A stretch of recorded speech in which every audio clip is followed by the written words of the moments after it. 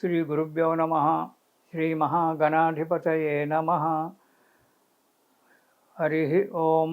గురుర్బ్రహ్మ గురువిష్ణు గురుర్దేవో మహేశ్వర, గురు సాక్షాత్ పరబ్రహ్మ తస్మై శ్రీ గురవే నమ. హరితసగోత్రోత్పన్నం హరిభక్తిపరాయణం శంకర గురువరేంద్రచరణం శరణం ప్రపద్యే.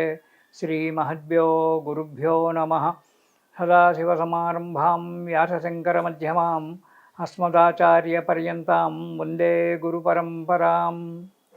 అరుణాం కరుణాతరంగితాక్షీం ధృతపాశాంకుశపుష్పవానచాపాం అనిమాదిభిరయూరుతాం అయూకైః అహమిత్యేవ విభావయేద్భవానీం. ఓం శ్రీమాత్రే నమః.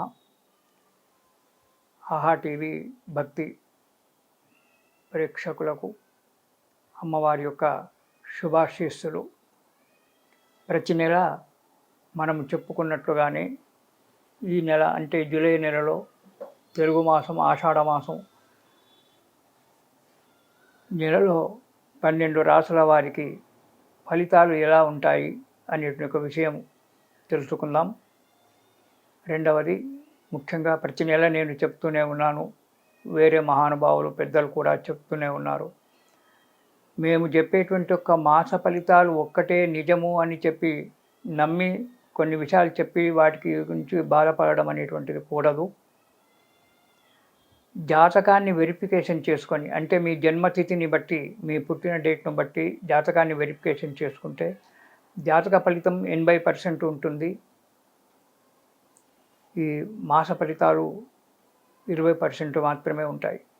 అందు గురించి చాలా జాగ్రత్తగా ఉంచండి. చెప్పిన వాటికి విని భయపడి అందరికీ దైవజ్ఞులకు ఫోన్లు చేసి ఇలా అవుతుంది అలా అవుతుంది అనేటువంటి ఒక విషయం గురించి మీరు బాధపడవద్దు. ఎందుకంటే నాకు చాలా ఫోన్లు వస్తుంటాయి, గురువుగారు ఏంటి ఇలా ఉంది మా జీవితం అది అని. అందుకే చెప్తున్నాను, జాతకాల ఫలితాలు 80%, మాస ఫలితాలు 20% మాత్రమే. ఇవి సామూహికంగా ఆ రాశిలో పుట్టిన వారికి కావచ్చు, ఆ రాశి నామ పేరు ప్రకారంగా ఆ రాశి వారికి కావచ్చు. ఇది సామూహికంగా చెప్పడం అంటే ఉంటుంది. వ్యక్తిగత జాతకం చూసుకున్నప్పుడే కరెక్ట్ ఫలితాలు వస్తాయి.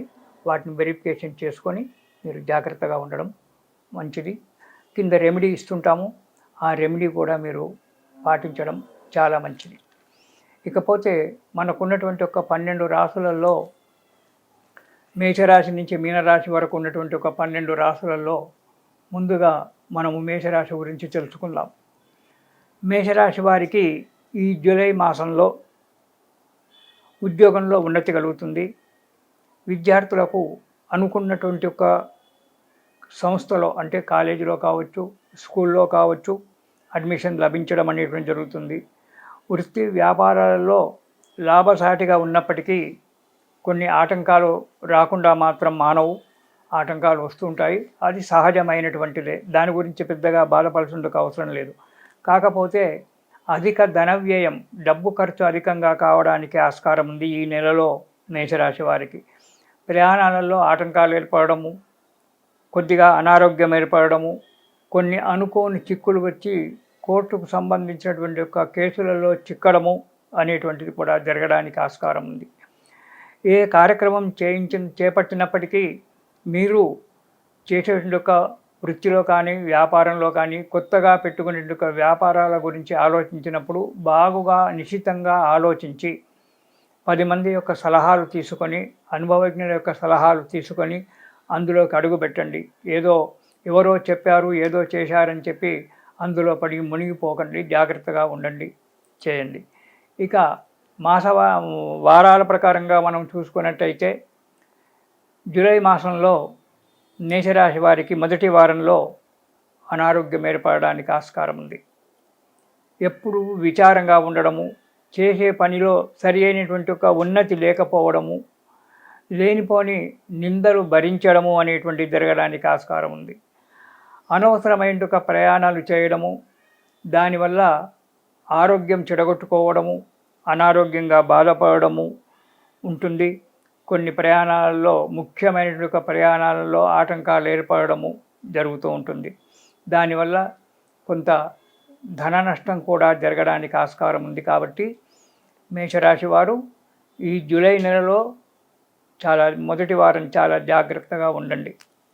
ఇక రెండవ వారం కనుక మనం చూసుకున్నట్టయితే మనోవిచారము, ఎప్పుడూ విచారంగా ఉండడము, ఆరోగ్యం సహకరించకపోవడము, బంధువులతో మిత్రులతో కలహాలు ఏర్పడము, కొంతమందితో నిష్ఠురాలు ఏర్పడి విరోధంగా భావించుకోవడం అనేటువంటిది కూడా జరగడానికి ఆస్కారం ఉంది.